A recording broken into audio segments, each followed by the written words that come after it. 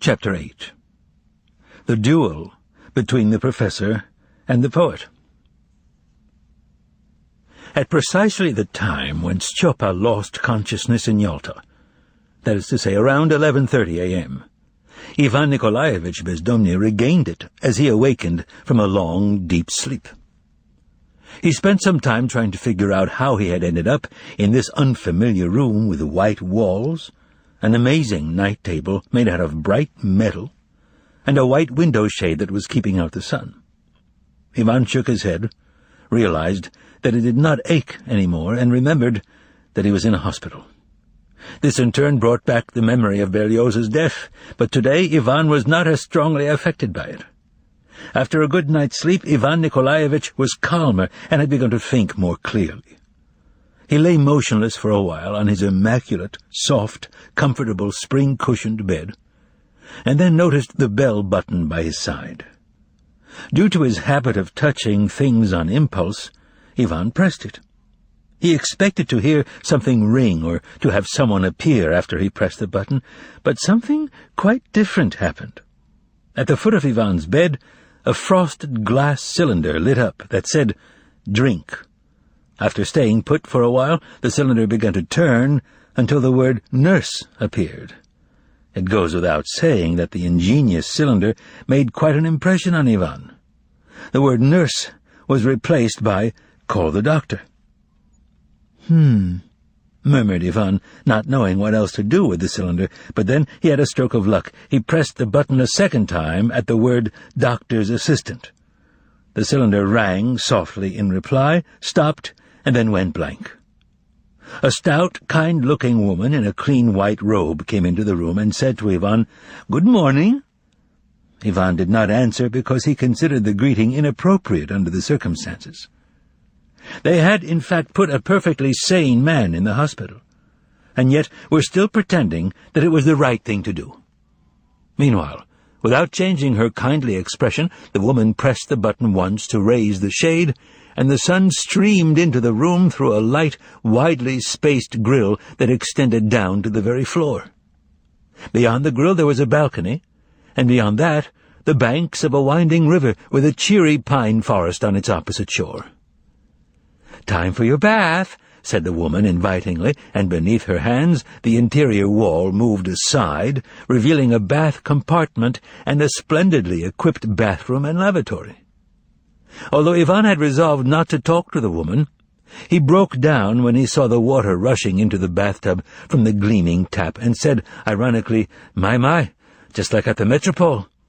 "Oh, no," answered the woman with pride. "Much better. Even abroad you can't find equipment like this. Doctors and scientists come here especially to inspect our clinic. We have foreign visitors here every day." When he heard the words, "foreign visitor," Ivan immediately recalled the consultant from the day before. His mood darkened, and he scowled and said, "Foreign visitors. How impressed you all are with foreign visitors. But they come in many different varieties. Take the one I met yesterday, for example. He was a real charmer." He was on the verge of telling the woman about Pontius Pilate, but he restrained himself when he realized that it wouldn't mean anything to her, and she wouldn't be able to help him anyway. After his bath, Ivan Nikolaevich was given everything a man needs after a bath: a freshly ironed shirt, long underwear, socks. But that wasn't all. After opening the closet, the woman pointed inside and asked, "What would you like to wear, a bathrobe or pajamas?" Since he had been attached to his new abode by force, Ivan nearly clasped his hands in dismay at the woman's free and easy attitude, and he pointed silently to a pair of red flannel pajamas. After that, Ivan Nikolaevich was led down an empty and soundless corridor into an office of immense proportions. Having made up his mind to respond to everything in this marvelously appointed building with irony, Ivan mentally christened the office the Factory Kitchen. And with good reason. It had cupboards and glass cabinets with shiny nickel-plated instruments.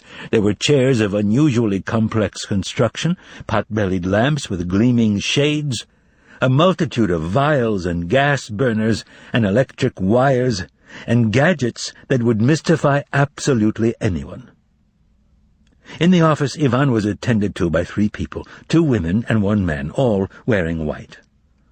First, Ivan was led over to a small table in the corner with the obvious intent of getting some information out of him. Ivan began to consider his situation. He had 3 choices. The first choice was especially tempting. He could lunge at the lamps and the intricate gadgets and smash them all to hell, and thus protest their holding him for no reason. But the Ivan of today was dramatically different from the Ivan of yesterday, and this first choice seemed dubious to him. It might even strengthen their conviction that he was a raving lunatic. And so, Ivan rejected this first choice and considered the second, give an immediate account of the consultant and Pontius Pilate. However, yesterday's experience had shown that people either did not believe this story or they distorted its meaning. And so Ivan decided against the second choice and opted for the third, seek refuge in proud silence. As it turned out, however, this was not fully possible, since willy-nilly he ended up answering, albeit curtly and sulkily, a whole series of questions. Ivan was questioned about absolutely everything relating to his past life, including such things as his scarlet fever 15 years ago. After filling up a whole page on Ivan, they turned it over, and the woman in white proceeded to questions about Ivan's relatives. It was a lengthy business. Who died? When and how? Did the deceased drink or have venereal diseases, and all that sort of thing? They concluded by asking for an account of what had happened yesterday at Patriarch's Ponds, but they did not badger him, nor did they show any surprise at what he said about Pontius Pilate.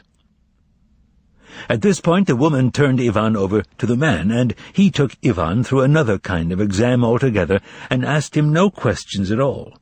He took Ivan's temperature, measured his pulse, and looked into his eyes with some sort of light.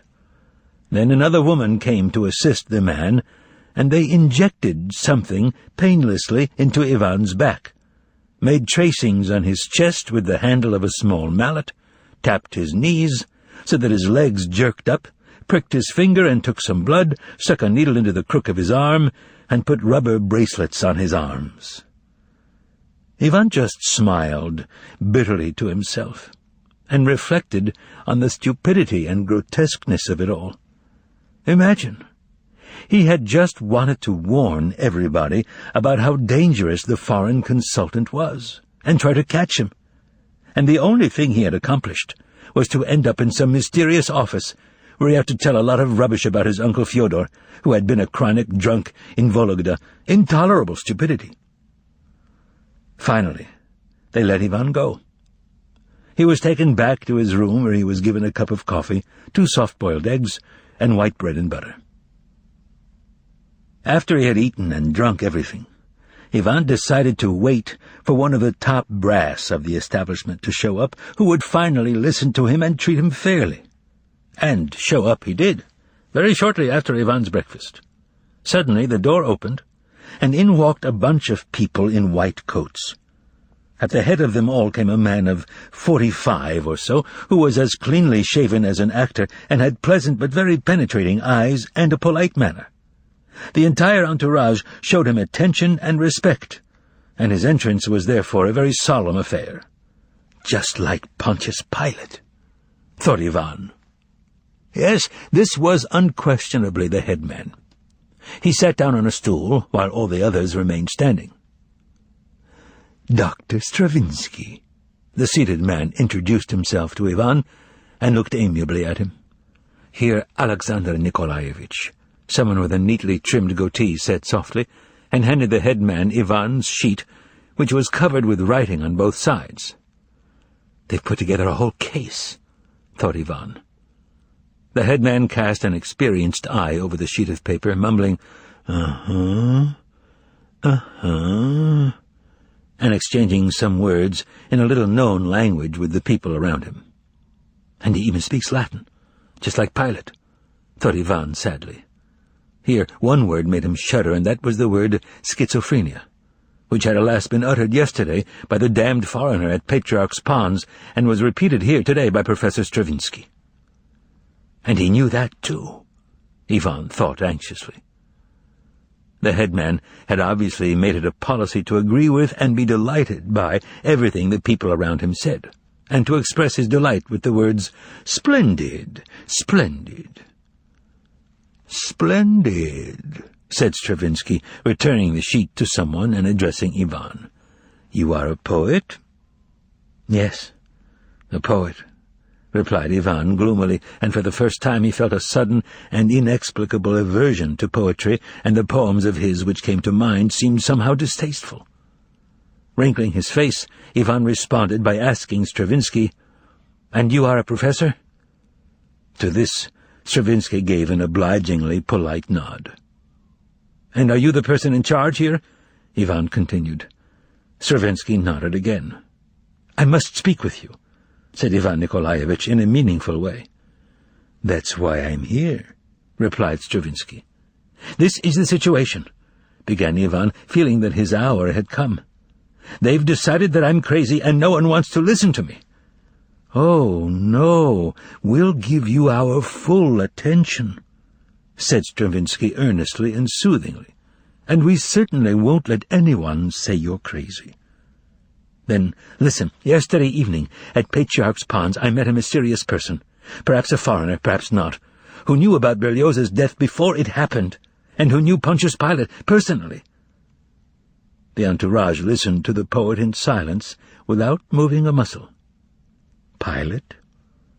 The Pilate who lived in the time of Jesus Christ?" asked Stravinsky, narrowing his eyes at Ivan. "Yes, the very same."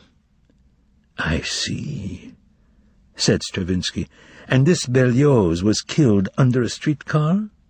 "Yes, he was the man I saw cut in two by a streetcar at Patriarch's Ponds yesterday, when this most mysterious fellow—" "The one who knew Pontius Pilate?" asked Stravinsky, whose powers of comprehension were obviously very high. "Precisely," confirmed Ivan, studying Stravinsky. "As I was saying, he knew ahead of time that Anushka had spilt the sunflower oil, and it was there, on that very spot, that he slipped and fell. How do you like that?" Ivan asked meaningfully, hoping that his words would produce a big effect. But they did no such thing, and Stravinsky simply asked the following question. "And who is this Anushka?"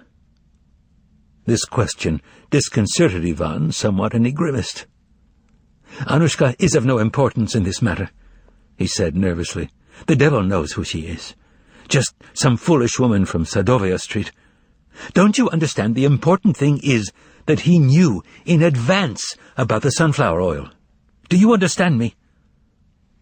"I understand you perfectly," Stravinsky replied in a serious tone, and touching the poet's knee, he added, "Don't get excited. Go on." "I will," said Ivan, trying to imitate Stravinsky's tone and knowing from bitter experience that staying calm was the only thing that would help him. "So this horrible character, who is lying, by the way, about being a consultant, possesses some kind of extraordinary power.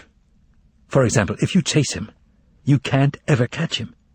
And he's got quite a pair with him who have their own special charm, a tall guy with broken eyeglasses, and a tremendously huge cat who rides streetcars by himself.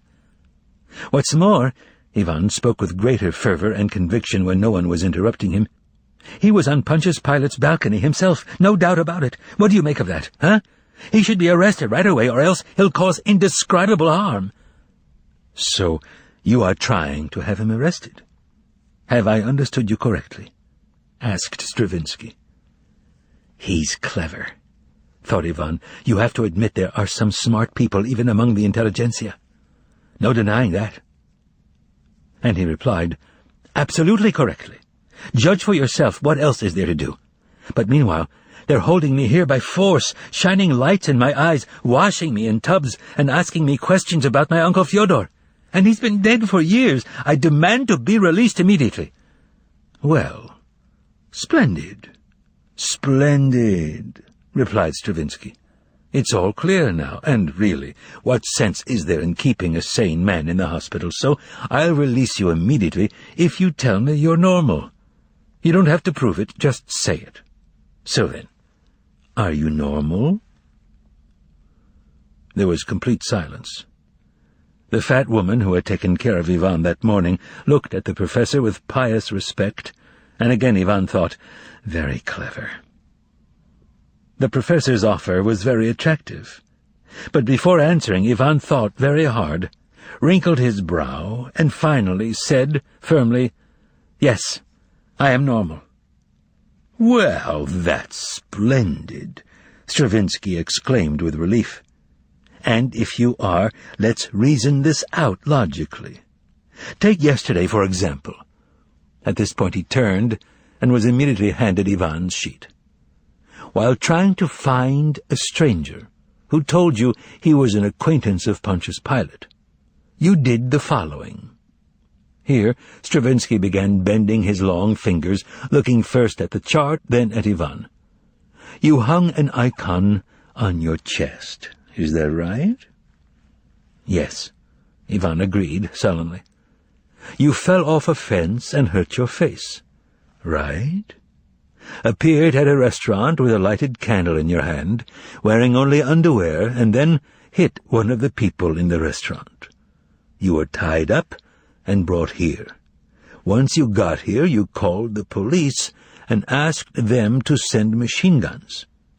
Then you tried to throw yourself out the window. Is that right? Now I ask you, is it possible to catch anyone or arrest them by acting that way? And if you're a normal person, you can answer that yourself. No, it isn't. Do you wish to leave here? Be my guest. But may I ask, where will you go?"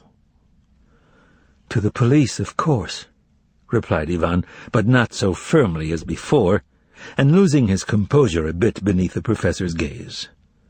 "Straight from here?" "I guess so." "And won't you stop off at your apartment?" asked Stravinsky quickly. "No, there's no time for that. Well, I'm going to apartments. You'll get away." "I see. And what's the first thing you will tell the police?"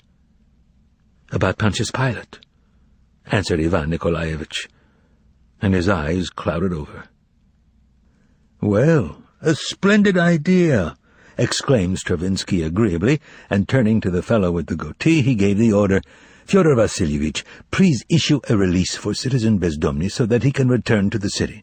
But leave his room unoccupied, and don't change the sheets. Citizen Bezdomny will be back here in 2 hours. Well," he turned to the poet, "I won't wish you success, because I don't for a minute believe you'll have any. See you soon." And he stood up while his entourage began to stir. "Why do you think I'll be back?" Ivan asked anxiously. Stravinsky seemed to be waiting for that question because he resumed his seat and began talking. "Because as soon as you appear at the police station in your long underwear, and say that you met a man who was personally acquainted with Pontius Pilate, they'll have you back here in an instant, and you'll find yourself in this very same room." "What does my underwear have to do with it?" asked Ivan, looking around in distress. "The main problem is Pontius Pilate, but the underwear doesn't help. We'll have to remove your hospital clothes and give you back your own. And you were brought here in long underwear, and you had no intention of stopping off at your apartment, although I hinted that you should do so. Then comes Pilate, and the case is complete." At this point, something strange happened to Ivan Nikolaevich. His will seemed to give way, and he felt that he was weak, that he needed advice. "So, what should I do?" he asked, but timidly this time. "Now, that's splendid," Stravinsky replied. "A most reasonable question. Now I shall tell you what really happened to you. Someone gave you a real fright yesterday and upset you with that story about Pontius Pilate and other things. And so you, a morbidly sensitive and nervous individual, went around the city talking about Pilate. It's completely natural that you should be taken for a madman.